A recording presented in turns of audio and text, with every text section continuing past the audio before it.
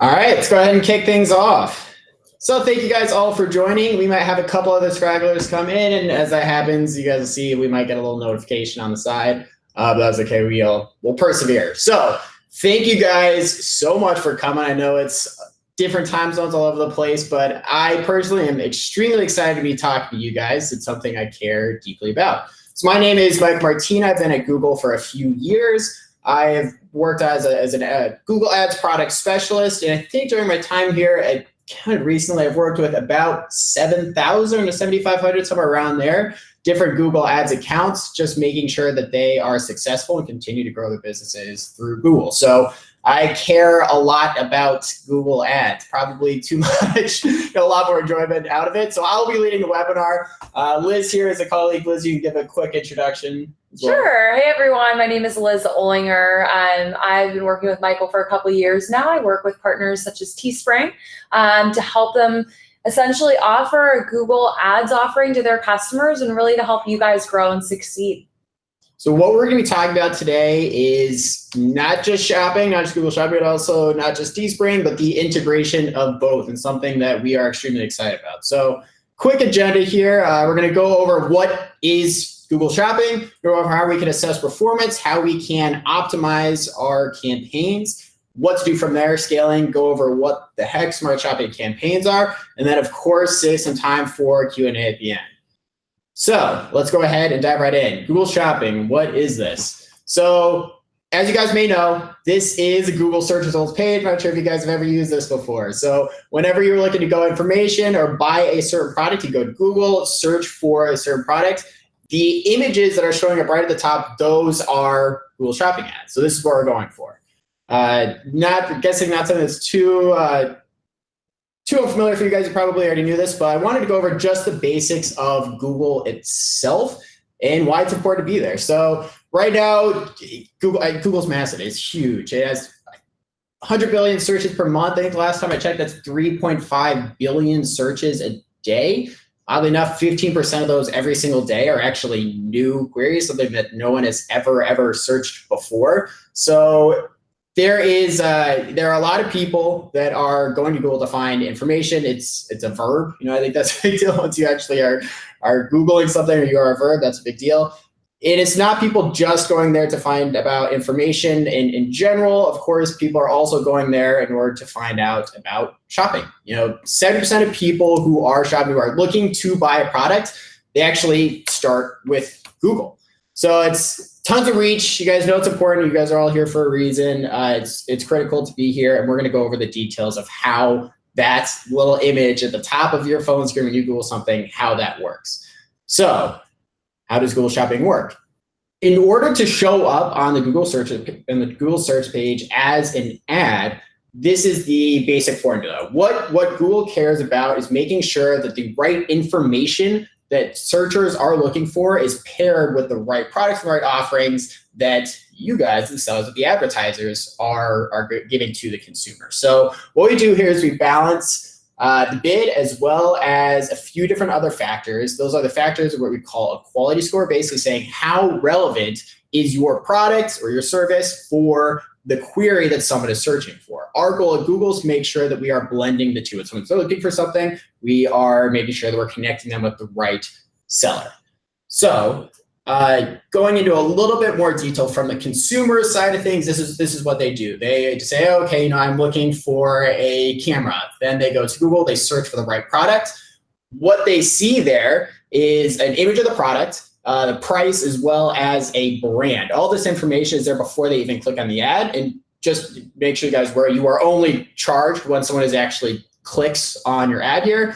Then they go through, they click on the ad, they go actually to your page within teespring.com, and then they buy. That purchase is what we call a conversion. All the conversion tracking is taken care of for you guys, and go into that a little bit more detail later on.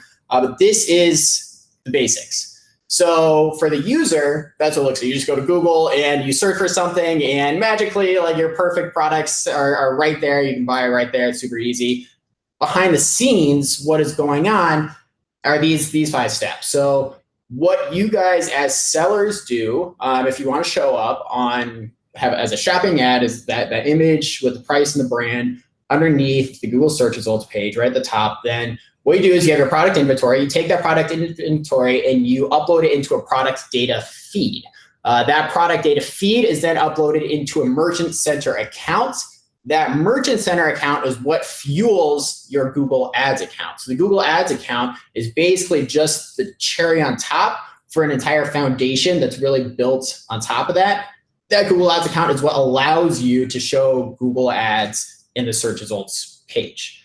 So, beautiful thing with this integration with Google is that we take this process and we automate all the hard stuff. So that is something why we at Google are extremely excited about this partnership with Teespring, is because those very, very tedious steps. I mean, I personally have worked with people who have entire teams and massive groups of people who are doing this stuff full time. And with Teespring, all of a sudden we're doing this automatically, and it's incredible. So now we're going to be focusing on, for the rest of the webinar, what we're really care about today is that last step, that cherry on top, how to actually take the Google Ads. Once you have all the other stuff there, how to take the Google Ads and make sure they're showing up to the right customers, the right place at the right time, so they can get the products they want and you guys get the sales that you want. So in order to do that, now that we've discussed just the basics of how Google Shopping works, I want to go over how to assess performance here. I think that is top of mind for everyone. Is that, okay, great, we are doing this, I get the idea, my ads are showing up to people, they're getting clicks, but what really matters here? How do I know if I'm doing well or not? So a few different metrics here. Basics, digital advertising, clicks, click-through rates. This is pretty simple. Again, you're only charged when someone actually clicks on your ad. If someone scrolls, they see your shopping ad, and then they scroll down, they click on an organic result and go to your page from there, and then actually buy, do not charge for that. It's essentially free ad exposure there. Click-through rate. This is it's something that is worthwhile to measure how well the message of your ads are resonating with the people that are searching for it. So if you have an extremely high click-through rate, say, okay, my ads are there and they're showing the right people, that's good. If you have a really low one, say, okay, maybe the ads aren't showing up to the right people. Going beyond just a click, once they're actually in your page within Teespring, here's where we get to the meat and potatoes. So conversions, this is the sale. So if someone clicks on your ad and then immediately goes and purchases from you, that's tracked as a conversion.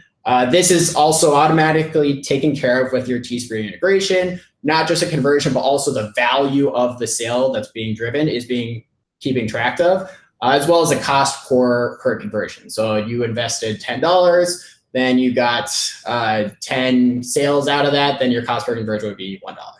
So moving beyond that, what I want to focus on and make sure that we are all comfortable with as a group is the metrics, all conversion value and all conversion value over cost. So all conversion value is the total revenue of sales driven by people that clicked on your Google Shopping ads and then came and bought immediately after. So what we are keeping track of with this Teespring integration is not just that people bought, but how much money they spent when they buy. So someone buys 10 t-shirts instead of one, we want to keep track of that, and we want to optimize, make sure that we are prioritizing our clicks for people that display that same behavior are more likely to buy in larger quantities and spend more money than someone that's just buying one item for $1. That's really low margin for you guys. So going beyond all conversion value, just a total revenue and sales driven by your Google Shopping ads, all conversion value over cost is kind of the holy grail. This is what we're going to spend most of our time looking at and optimizing on. So what this is saying, okay, I spent $1,000 on my Google Ads account in the last couple of days, then that drove $7,000 of all conversion value, $7,000 of sales, $7,000 of revenue, and my all conversion value over cost would be 7.0. So this is essentially our return on ad spend. So this is what I'm referring to when I say ROAS, return on ad spend. This is what we want to look at. We want to use this in order to measure the impact of the overall ad campaign, and also use this in order to optimize and to make sure that we are prioritizing the products, devices, the users, everything like that is driving the highest all conversion value over cost. Impression share is definitely something that is a key a key indicator to look at. We're going to dive into this more deeply in the future, but just for now, impression share is essentially the percentage of eligible queries, eligible searches that you are even showing up for. So this is a way to assess your competitiveness for people that are bidding and trying to show up on the same queries that you are. So I want to take a step back here and also look about how conversion tracking and how Google does conversion tracking compares to other advertising avenues. So, like I was saying before, it's a basic cost per click. It's literally that cost per click. And we are tracking conversions that are coming straight from that click. In the instance when someone clicks on to see your Google shopping ad, they click on it, and then they go and they purchase right there. That is what we count as a conversion. I wanted to go over to basically a Help Center article from Facebook, because I know a lot of people here are active there. And I just wanted to read off from their Facebook business page, their tracking of a conversion. So I think it's worth noting as you're comparing the differences in the overall impact of all of your advertising avenues, especially digitally, you want to make sure that you're taking this into account. So skipping down, by default, Facebook shows these actions, so we'll call it conversion, shows conversions based on a 1-day view and 28-day click. So what this means is your reporting table will show these actions, will show conversions if they happen within 1 day of someone seeing your ad, so 1 day of an ad pixel rendering on a screen, or 28 days of someone clicking on your ad. So this is slightly different than what I was just saying than the way that Google measures this. So feel free also to just Google Facebook versus Google conversion tracking or compare that to Amazon, anyone else for more information. But I just wanted to share just from our internal Help Center articles. Basically what happens here, what this is saying is Google keeps track of this by you click on an ad and then you purchase right there. It's a conversion. So it's not saying any one of these is better or worse. Seeing an ad is valuable. Having a consumer see your ad, a pixel rendering on there, it can be valuable. But when you are assessing the performance of your Google ads, it is critical to keep this in mind. Whenever anyone sees your ad, and then in a consumer situation, we'll say someone goes, they search for cool t-shirt designs, chocolate Labrador. Then it shows up, they see your Google shopping ad, and it has the t-shirt, it has the price, it has Teespring, has the brand right there. Like, oh, that's kind of cool. But they are interested consumers, so they shop around, they scroll through other shopping feeds, then they scroll down, they scroll past search results, and they find your organic search results. They click on that, they go straight to your Teespring, say, oh, okay, this looks cool, and then they get distracted. Then a few days later, they come back and they go and they just go right into their Chrome browser, go straight to your Teespring site and buy from there. That ad, that shopping ad, it might have influenced their decision to actually go through and buy. They saw the picture, they saw the brand, they saw the price, but that is not going to be attributed as a conversion directly within your Google Ads account. This is also critical to mention just because when you are measuring the impact of your Google Ads accounts, what you're going to see in the Google Ads interface is really just the minimum. So this is just the people that clicked and then actually bought from there. But it is not uncommon with businesses I work with that they use Google Ads and they see changes in performance, increase in performance from their organic, from their social, from other different advertising avenues, from the general exposure that their ads are getting. So when you're looking through, I would encourage you guys to not just look within the ads interface. That's going to be the bare minimum here, but I think it's worthwhile looking at the overall impact of your advertising ecosystem and keeping that in mind as you're assessing performance. So once we do that, now we know, okay, how do we track performance? What is return on ad spend? How do we track conversions? What do you do with that information? So in terms of optimization, again, I wanted to go over this, is ad rank, we want to show up higher. If you think about when you search something on your phone, that first image ad takes up a huge portion of the screen. It's critical to show up in that top slot, top 1 or 2 slots with the consumers that really, really matter. So I wanted to bring this up again. Again, you show up higher with a combination of bids and being relevant. So these are the different levers that we can look at in order to optimize shopping. Titles, product feed, descriptions, product feed. This is something that is available. Right now, this is actually completely optimized and automated by Teespring.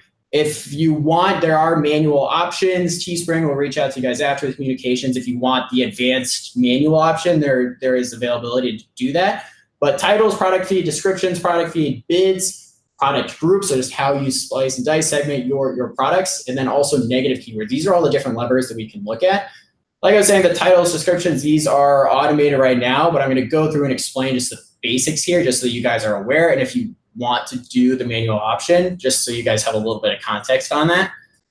So product title description. So first, we're going to look on optimizing the quality score of the ad rank formula. But specifically, we want to look at how we optimize titles, descriptions within our product feed to help us boost our relevancy score, basically showing Google that we are a relevant product for whoever is searching this. So here's an example of a product title and a shopping ad here.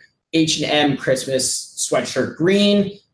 Not the best title, for being honest, but product titles should be keyword rich and meaningful. Meaning it's things that people are actually searching for within Google Ads when they actually go to Google.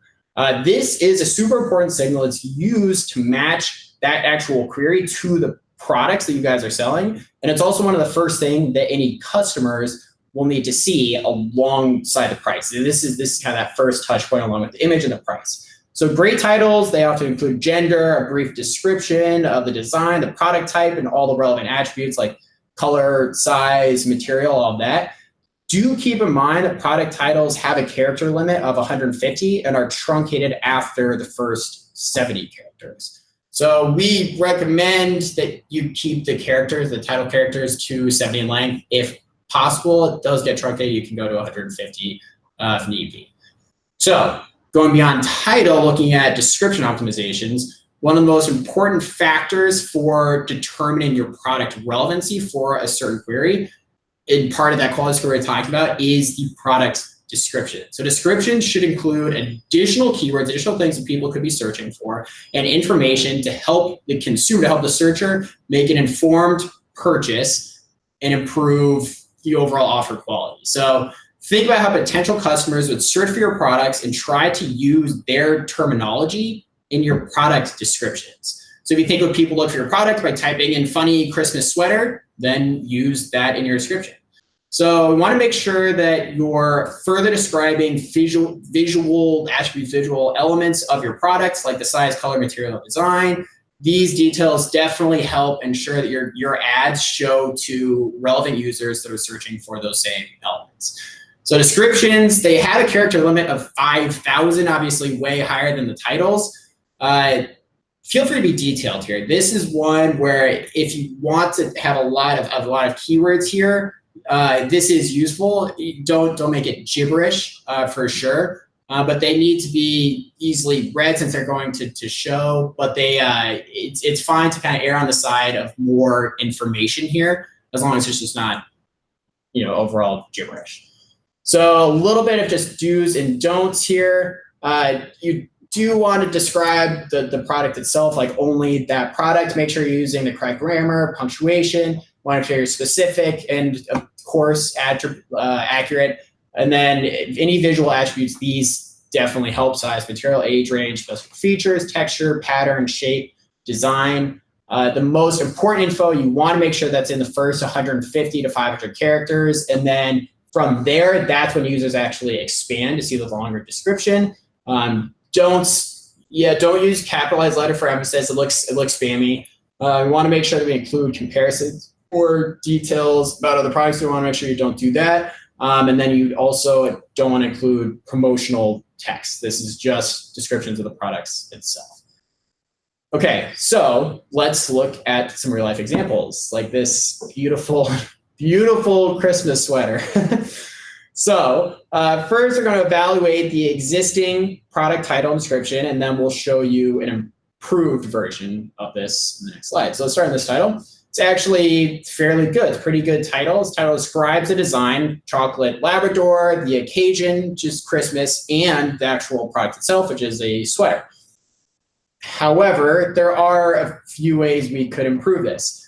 We can make this title by including gender, color, size, or material, and material. In this case, the product is unisex. So let's assume cotton comes in multiple colors and sizes. A better version might be unisex chocolate Labrador Christmas sweater. Up to you on whether you want to include in cotton as well. If the fabric was more unique, I might. Given the fact that it's fairly standard, I tend to leave just the if it's cotton, leave that in the description. Okay, descriptions. Now let's look at the description. So, of course, what is cute? A chocolate lab and a Christmas sweatshirt? Nothing. That is adorable. But this description is cute and quirky, but it doesn't really give us additional information about the actual product itself. Like the material, what colors and sizes does it come in? Is it a V-neck? Is it a crew neck? Is it machine washable? There's a lot more information we could be providing to the potential buyers, to the people that are searching for this product, in the description. So let's take a look at the improved version of this right here. Here we see the updated product title we agreed on. It's entirely rewritten description. And while you could certainly still include the original description, I tend to keep that the bottom below, the new one, which lets you know it's unisex, a crew neck, 100% cotton, and details the colors and sizes in addition to the fact that it is actually machine washable. Description really helps potential buyers make a more informed purchasing decision, and it will ensure you provide more information that will help Google match you to the most relevant auctions possible. So, in terms of optimizing the product title, descriptions, again, it is automated. If you want to go through the manual steps, Teespring will reach out steps here, but this is in regards to product feed. Moving into actually within Google Ads, here's where I want to spend most of our optimization focused time looking at. So once you have set up your Google Ads account and Teespring and team have sent out communications about how to do the step-by-step instructions, so I'm not going to go through the actual interface, but once you have actually set up your first standard Google Shopping account, these are some of the main levers you can use in order to optimize to get the highest return on ad spend. So bids are huge. Product groups, how you are selecting your products and showing which ones you are advertising, which ones you're prioritizing through your bids, as well as negative keywords. So we're going to go through examples of all of these. I know you might have to squint. I'm like leaning in to see this, but I think this is critical and something I wanted to show with you guys. This is just a fake random account. But if we look at this, I wanted to go over some of these numbers. So when you actually pull up your shopping campaign and you pull up the actual products page, this is an example of something that you'll see. So going from left to right, you can kind of see the metrics going from a little bit higher funnel, just impressions, people seeing your ads, into the meaty stuff, into who is actually buying, what rate of people that actually click are buying from you, and that main metric, all conversion value over cost. So what I want to highlight here is if you look at that second item here, the all conversion value over cost is 8.07, I believe. And then that bottom one, the all conversion value over cost is 2.86. So you can see in this example, that $700 that was spent on that second item, it's probably not enough. So compared down here, it's much, much lower return on ad spend for that $580. So if we were to see this in your account, what I would recommend doing, first of all, 2.86 return on ad spend, you're getting $2.86 for every dollar you spend. That is a positive return. But if we wanted to maximize the return from here and we saw the screen, what I would recommend doing is taking the bids on that bottom product and decreasing it. So decreasing these bids is essentially deprioritizing that item and that product showing up in the Google search results page. On the other hand, what I would do is I would then take the bids for that second product and I would increase the bids for that. Basically saying, okay, whenever I'm putting $1 and investing $1 in the ads for the second product, I'm getting $8 of sales out of this. Is great. You need to prioritize those bids, make sure that that's showing up. What that's going to do in conjunction is your overall spend might stay the same, but you're going to be prioritizing more of your overall advertising budget towards the product that is that is driving the most revenue for you. On that right-hand side, that is called a search absolute top impression share. That is the percentage of times that your ad showed in that very first top slot in the Google Shopping search results page when someone's actually searching for you, when you were eligible to show up in that auction. So for all of these, this is pretty low. I'd say that the sky's the limit for investing here. If you're getting an 8.07 return on ad spend and you're only showing up less than 10% of the time, we'll go into the specifics of how to measure impression share and the different things of that later. But when you're looking at different products and you're looking at, this could also be product groups, and you're seeing these type of metrics, again, the way that you can maximize your return on ad spend here, prioritizing increasing bids on high return on ad spend, high all conversion value over cost products and product groups, decreasing bids on the ones that aren't converting, aren't driving sales quite as efficiently. This same general concept applies not just to product groups and products themselves, but also to devices. So within your account is you can pull up specific devices and see, okay, what are people searching for? This is a great lever to maximize your return on ad spend and increase your efficiency as well.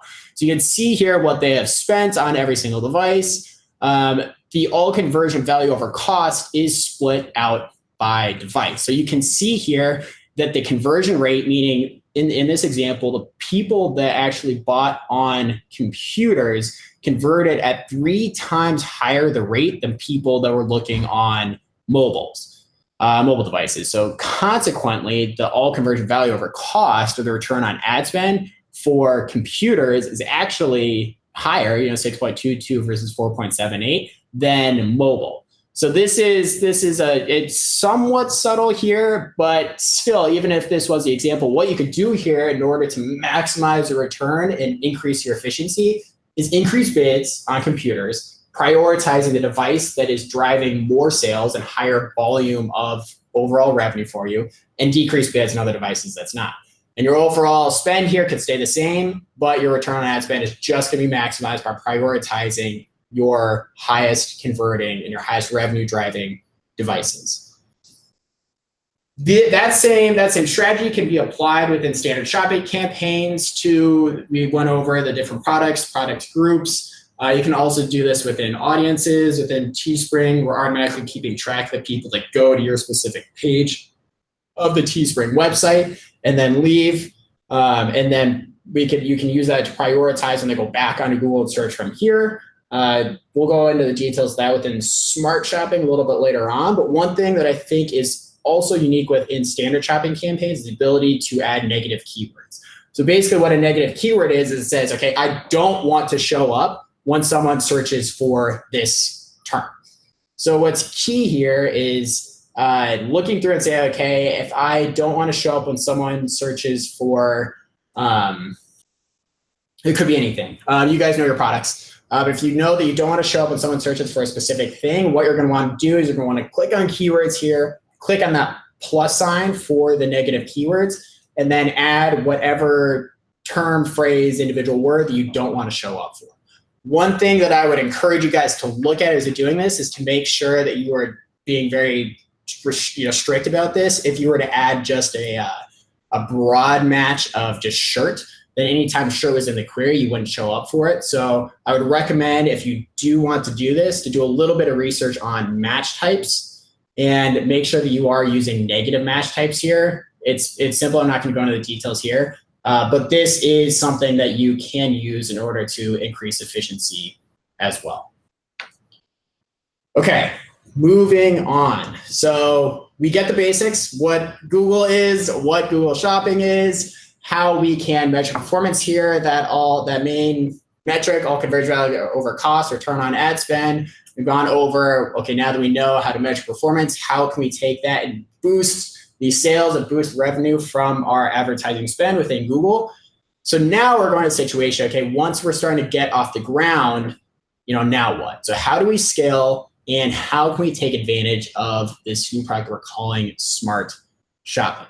So smart shopping, the basics is all of Google's engineering power and prowess and having the best engineers in the world. Basically, they came together and made this, is machine learning. All of that is going into machine learning. It's a huge, huge focus. And this is the product that really comes out of that.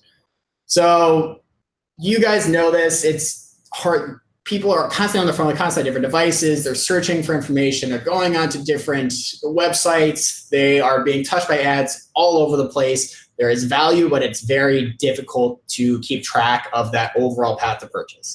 It's not linear. Because of that, managing campaigns is difficult. This is something that is not easy to keep track of and takes a lot of time, frankly. So insert smart shopping. So smart shopping, basically what this does, this says, okay, we have the power of machine learning. It's simple, it performs extremely well, and really, really importantly, it maximizes your overall reach. So just a quick basics of what smart shopping is. Advanced machine learning, it has the optimization that's really is unparalleled. And really, really importantly, it has auction time signals based off of the people that are actually searching that is used in order to prioritize your bids and therefore maximize your return on ad spend. So when we, and by we I mean the Google Smart Shopping team, when that product team is looking at how to maximize return on ad spend for your given products, for all the different sellers, people are using Google Smart Shopping. These are all the different things that we're looking at. Query seasonality, devices, location placements, time of day, the list goes on and on and on. Same thing on the right hand side, the retailer insights, product category, price, basket size, the overall size of the product, the revenue that's going to be different from that, brand, and then the audience list. Have they been to the site before? Have they displayed activity showing us that they would be interested in this and a similar thing? All of these different things. This is all taken into account when someone actually searches. So right at the time of the auction, this is pumped into the algorithm, and that determines, okay, should this sale, should this ad be prioritized, therefore increase bids for the specific query or not? Is it not likely to drive a sale or a low volume sale, and therefore we should decrease bids for it? This is really where the machine learning is pumped into, is to optimizing your campaigns based off of this. So within smart shopping, it's really, really important to note that you are actually not just showing up on the Google search results page anymore. So Google search, yeah, we went over this, 3.5 billion searches every single day, people looking for products right there. Very important, of course. But within Google Smart Shopping, what you're actually also doing, this is all automatic, you're also showing up within these other 3 different domains as well. So the display network is other websites that are within that Google ads will show up on. So think like NewYorkTimes.com. You see those ads, that's a display network ad. So also here is YouTube. YouTube is actually the second largest search engine in the world. So the second place that people go to find information, they go to YouTube. Your ad will show up exactly like that luxury leather handbag here as an image ad within that. Same rules apply. It's only cost per click. Also within Gmail ads, really, really rich information that pops up from that. When you create a smart shopping campaign, the budget allocation and how you are spending your budget between all these different domains is automatically optimized to make sure that you are getting the highest return on ad spend. So, for example, over the past few days, past few months, you have been showing up, 70% of your budget has been going towards search, and only 5% has been going through Gmail. And you turn on smart shopping, and then all of a sudden you realize, okay, but Gmail has a much higher return on ad spend. Whenever someone's clicking buying from there, they're buying massive quantities. You have a much higher return on ad spend. The smart shopping campaign will automatically start reshifting some of your existing budget into Gmail to make sure you're getting more bang for your buck. So because of this optimization that's been going on, we've actually seen higher performance when people switch over to smart shopping. So 20% of smart shopping campaigns, they unlock 20% more conversion value than standard campaigns with our standard testing. This is huge. The main reason for this is because that machine learning is adjusting things and adjusting bids, not just across domains, but actually at auction time when someone's actually searching or scrolling through a website. It's making changes right then based off of the most relevant information. It does things that a human, if you were sitting there refreshing your Google Ads account every split second, even then you couldn't make those adjustments right then based on all the data that's coming in. This is fueling the increase in performance in the main value that is really coming from this. And some of the basics here, okay, how do we test this out? In terms of logistics, you unlock, for lack of a better word, you unlock smart shopping once you have 20 conversions in your AdWords account, Google Ads account. This has to be over a 45-day period. What you can do if you want to limit the scope is you can test specific product groups. You can split this out. You can also do a pre-post comparison. So with this, because it has so many different domains here, and because we're optimizing based off of so many different signals, keep on going back, then it takes a little bit of time. All of this machine learning, all of this is fueled upon data, lots and lots and lots of data. So the reason I mention this is data really is that fuels machine learning. Google now has, I believe it's like 7 different products that have over 1 billion users each.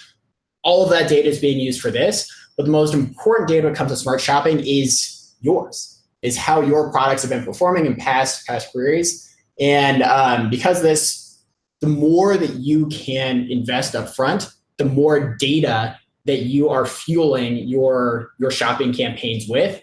And the quicker you become eligible for smart shopping, the quicker your machine learning algorithms specific to your account can optimize all of that good stuff. So there is no, Google will not say, okay, there is one budget that you need to use in order to test out your campaigns. It's your business, it's your budget. Just know when you are testing this out, the more that you can invest up front, the quicker that ramp up period will be.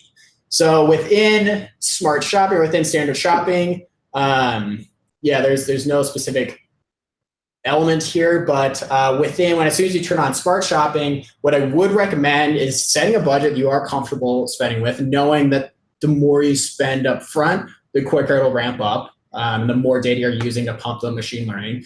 But once you have that, I would say, okay, determine a budget you are set with spending for a couple weeks and say, okay, this is what I'm going to do for a couple weeks to test this out. Set that budget and then let it go. So as soon as you turn on a smart shopping campaign and then you make a change, what that change does, and that could be as simple as increasing the budget by a week or by a few dollars. That could be changing a device or something like that. What that does is it restarts the machine learning algorithm process. It restarts that learning process. So for the first couple weeks, I would recommend saying, okay, set a budget and leave it, knowing that if you get a strong return within a few days, it's entirely possible, even sooner than that, it's entirely possible. You can scale, you can increase budget from there. It's not going to decrease your performance. But when you are first setting it up, determine, okay, minimum of a couple weeks, set it there, and then let it be. The performance will most likely be a little bit variable at the beginning, and then as there's more and more data pumped into it, it will steady out. So basically, just to set your smart shopping campaign, it's actually as a new campaign. We can reach out and let you know when you are eligible for this. Teespring team will do this. Then basically just create a new campaign, set the budget. There is an option to layer on a target return on ad spend from there. Generally, I wouldn't recommend this to begin just because it can limit your scope. Later on, once your machine learning algorithms have been optimized, if you have specific ROAS goals, you can layer this on later points. You want to select the products you actually want to advertise, and you do go through an additional step to create creative assets for display ads. So just a quick reminder, these ads, what they do is they not just show up when someone clicks on your ad at the Google search results page, but it also shows up in those different domains in the display network within Gmail and YouTube. So in the example, someone goes, they decide, oh, okay, I want to get that cool chocolate Labrador Christmas sweater. They search that, they click on your ad, they go, they see it's great, they get distracted, and they go to the news, go to NewYorkTimes.com. That specific product ad with the price, with the relevant description, all being optimized for the place that's going to be showing up, will then actually can show up on that New York Times, on the display network website. Again, you're only charged if someone actually clicks through it, or if they go to YouTube, you can see your ad from there. It keeps track of who has been going to your ads and automatically shows it from there. That's why this is a part of the step. This step really is actually only there in case someone somehow gets to your merchant page without looking at a specific product. This just shows them, okay, the broad, like a broad general message that they can then remarket to. I don't foresee this being a major issue. The rest of all of that display remarketing, what we call dynamic display remarketing, is automatically taken care of. So these assets really aren't going to be used very, very much for you guys, given the Teespring integration.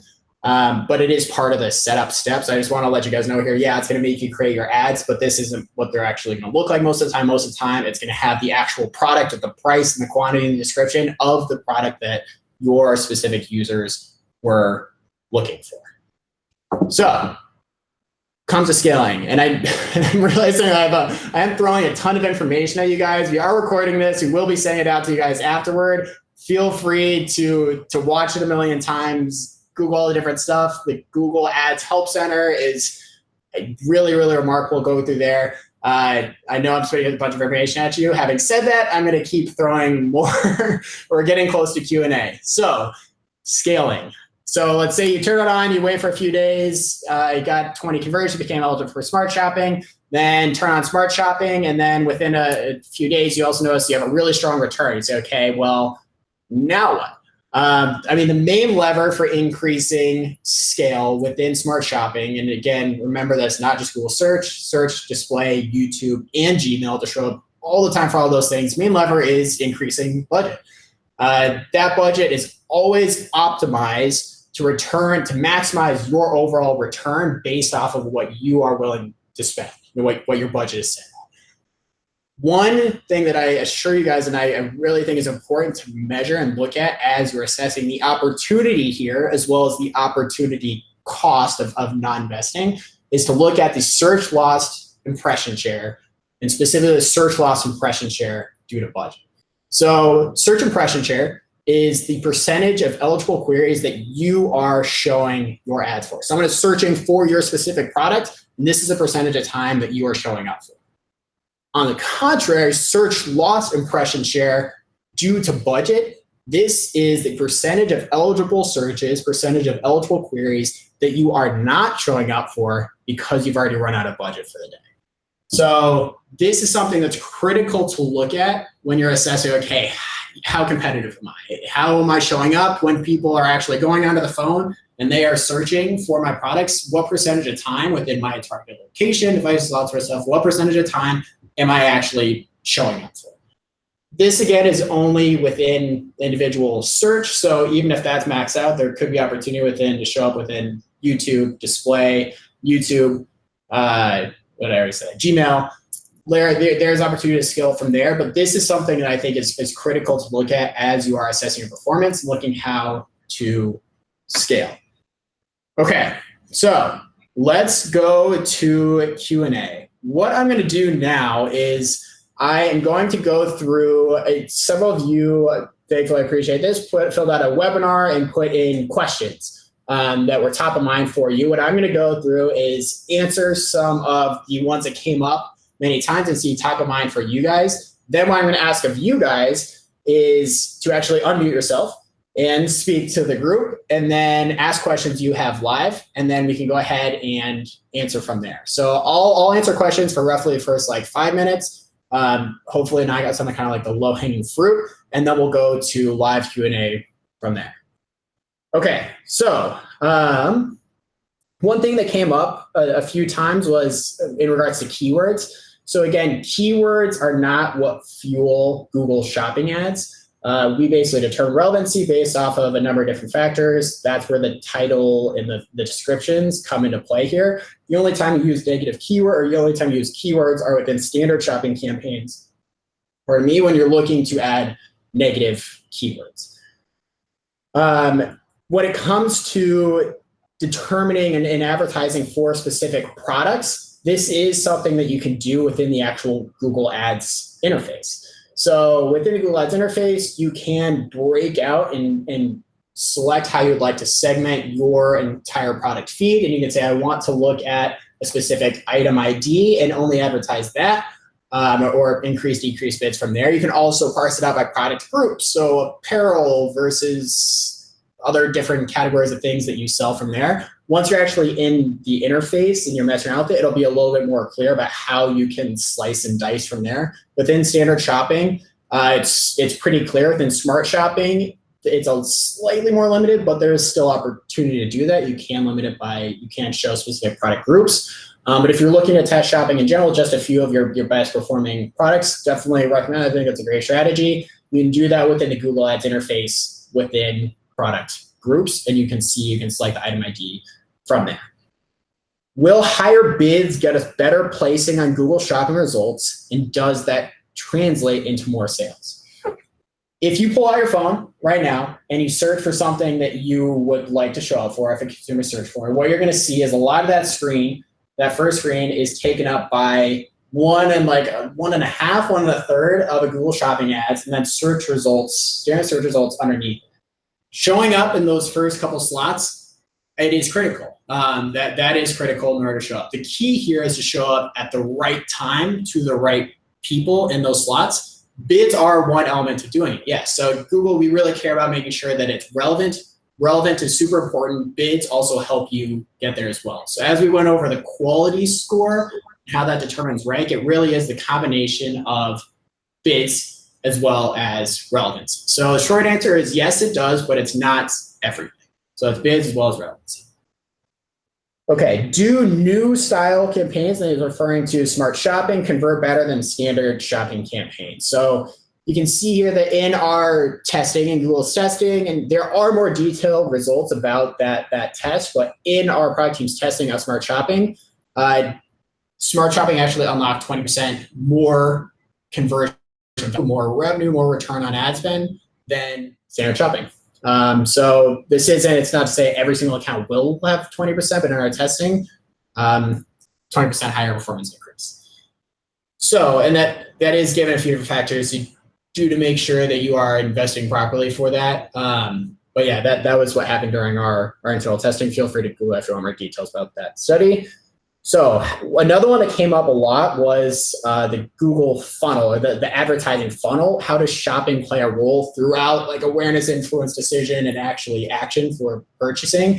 So if you go to Google, 70% shoppers actually start on Google. They want more information. You can show up in Google search results page there. As you move down the funnel, smart shopping does a really great job of advertising to people that also have that also go on to Google Display Network and YouTube and different things like that. Remind them to come back and finish the product they've already started purchasing from, and then you can buy from there. So the smart shopping campaign is really designed to be like a full funnel advertising strategy within one interface, within one campaign. Okay, so this actually came up a few different times too, and I'm going to turn it over to open Q&A. But sales direct from Google Shopping ads are direct sales. Do we get 100% of the profits from that sale, or no? So Google Shopping it's just ads. It's not a marketplace like you guys might assume. So what you're paying for is just the click. You're not paying where you don't have to give a percentage of your revenue to Google or anything like that. It's just for the clicks, literally. Okay, so right now these were kind of the most relevant questions, one that came up a lot. However, I do want to make sure that we have some time in order to answer your live questions. So if you want to ask a question, please feel free to just unmute yourself. You don't even have to turn off the camera if you don't, but just unmute yourself. And if you want to give a brief introduction, it'd be great. If not, that's totally fine as well. And then ask your question, and then we will move from there. And I see some folks are also kind of chatting in with some questions. So in our conference room, we don't have functionality to look at the chat questions. So please just unmute yourself and ask that live.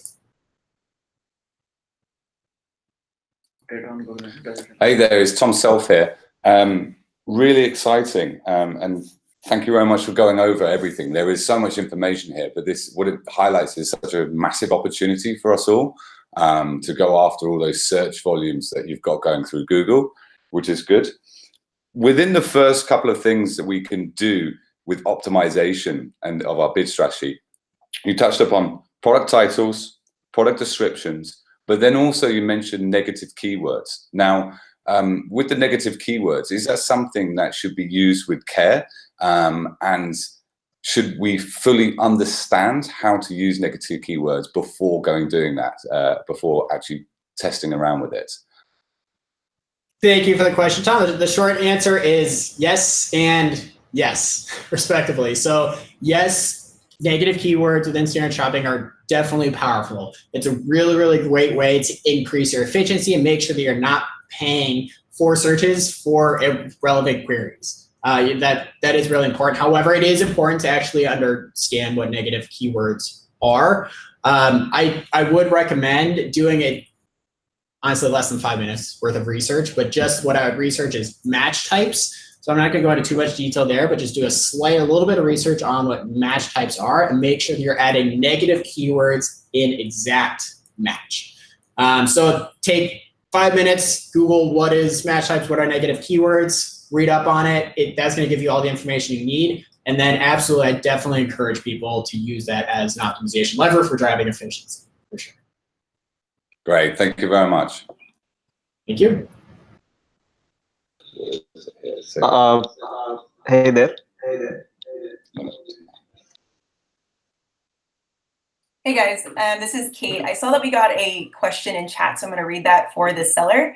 The question is, let's say if we have a lot of data on Google Analytics, does this help on Google Shopping in terms of learning data from Google Analytics? When it comes to, first of all, thank you for the question, and thank you, Kate, for reading that out. So that data is essentially a lot of the same data that is used to fuel smart shopping. That absolutely is used to fuel smart shopping.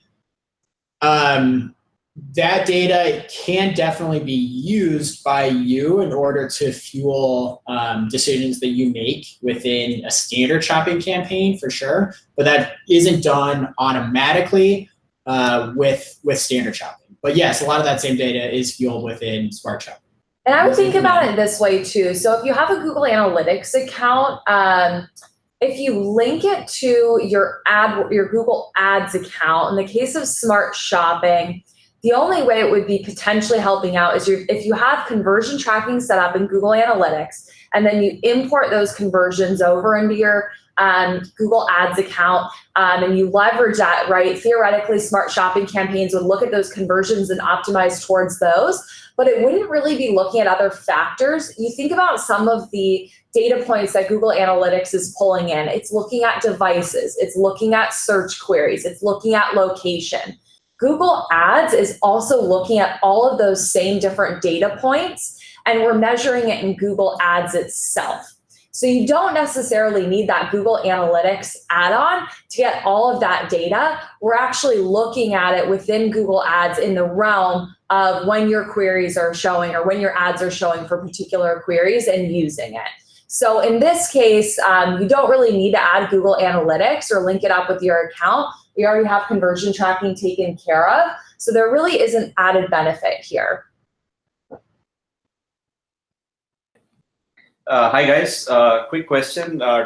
Suppose we edit the titles and descriptions at a later point of time. Would that affect the ad's performance?